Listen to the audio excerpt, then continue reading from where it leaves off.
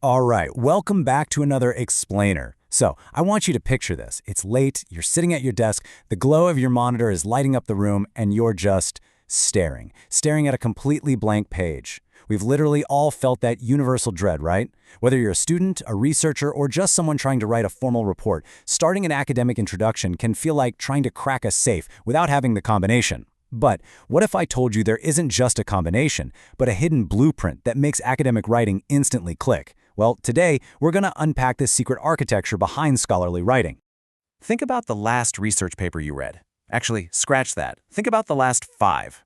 Have you ever noticed how they all kind of have this mysteriously similar rhythm? They start super broad, then they zoom in on a specific problem, and then boom, they suddenly present their own research as the ultimate solution. Well, this rhythm, it's not an accident. It's absolutely not just a bunch of scholars coincidentally writing the exact same way. It's actually a highly structured social genre. Basically, it's a set of unspoken rules that academics use to signal to each other, hey, I belong in this conversation. But, this wasn't always obvious, especially to people who are just trying to learn how to write. Take a look at this quote from the UEFAP blog. It really highlights the struggle of how academic writing used to be taught. It was super mechanical. Textbooks basically treated writing like a giant synthetic puzzle. They'd give students lists of definitions, ways to compare and contrast, causes and effects, and then just tell them, okay, put all the pieces together. It totally disconnected students from the actual purpose of writing. Honestly, it was like handing someone a box of random car parts and expecting them to know how to build a Ferrari just by looking at them. No way that works, right? Okay, let's dive right into this. The person who completely revolutionized this puzzle was a linguist named John Swales. Back in 1990, he published this absolute game-changing framework known as the CARS model. And CARS stands for Create a Research Space. Now, I don't want you to think of this as some dry, dusty academic theory. Far from it. Instead, I want you to think of it as the ultimate insider cheat code for crafting a flawless introduction. Swales realized that really successful writers essentially do 3 specific moves to carve out their space in the academic world. So let's break down exactly how they do it. All right, here's the first step in our blueprint. Move 1. This is all about establishing a territory. See, when an author starts a paper, they don't just jump right into their specific data. That would be a little weird. First, they have to claim centrality or make some really broad topic generalizations. They're essentially mapping out their research territory and telling the reader, look, this area of study is important, it's highly relevant, and people are actively talking about it right now. They'll review items of previous research just to show they know the lay of the land. It's kind of like walking into a crowded party and loudly agreeing with the most important conversation happening in the room. Now, what's really fascinating is how the author pivots. Once that territory is established, the writer has to make room for themselves, right? And this brings us to move 2, establishing a niche. They do this by actually weakening previous knowledge claims. They might indicate a glaring gap in the current research, or raise a brand new question, or maybe even offer a counterclaim.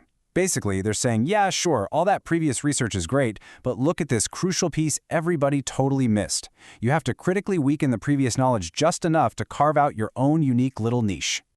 So it all comes down to how you finish the sequence. Enter move 3, occupying the niche. You've built up the territory, you've pointed out the missing piece, and now you swoop in to save the day. This is where the author increases explicitity by outlining their very specific purposes, announcing their present research, or in some cases, even announcing their principal findings right off the bat. You've found that empty space in the academic conversation, and now you're boldly moving all your furniture in to occupy it. Now that we know the 3 core moves, it begs a pretty fascinating question. Swales based this model largely on English scientific papers, but does this blueprint actually work worldwide? Like, is the CARS model this universal, fundamental human way of structuring arguments? Or is it just an English-centric habit? Well, to answer that, we're going to turn to some hard data from across the globe to see exactly how different cultures tackle the blank page. And honestly, this data brilliantly illustrates just how diverse academic writing really is. For example, a 2020 study by Erasmus Akilian Suya out of the University of Dar es Salaam in Tanzania looked at 115 research articles. And the findings? Tanzanian authors in fields like linguistics and engineering maintained incredibly high fidelity to Swales' chronological moves. I mean, they stuck strictly to the rules. But, as it turns out, it's not a universal habit. Studies show that Brazilian writers will often alter the CARS pattern entirely.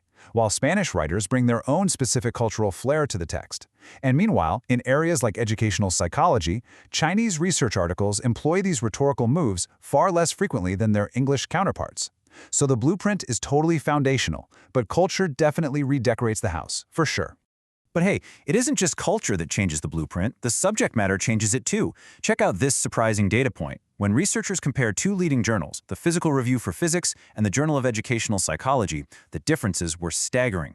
Get this, in physics, 45% of the introductions announced their principal findings right away in that third move. They literally just gave away the ending. But in educational psychology, only a mere 7% did the same thing. To me, this absolutely proves that different disciplines have their own highly specific dialects and unwritten expectations.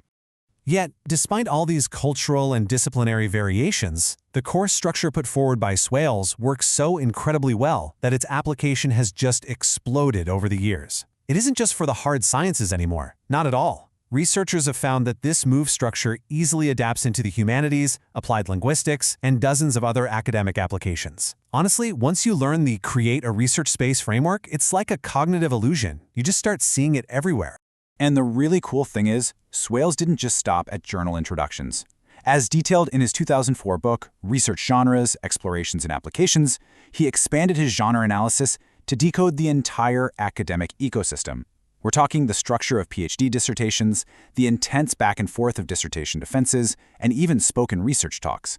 He essentially proved that all of these high-stakes academic interactions rely on hidden, structured genres that can be learned, decoded, and mastered by absolutely anyone willing to look closely enough.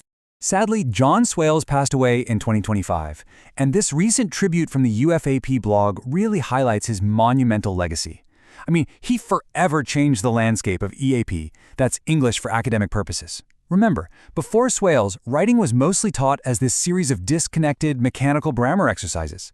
But because of him, millions of students and researchers around the world have been empowered to actually understand the social purpose of their writing.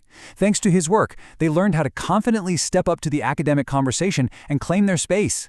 Which leaves us with this final, somewhat provocative thought. We've seen how cultural styles and different academic disciplines already tweak the CARS model.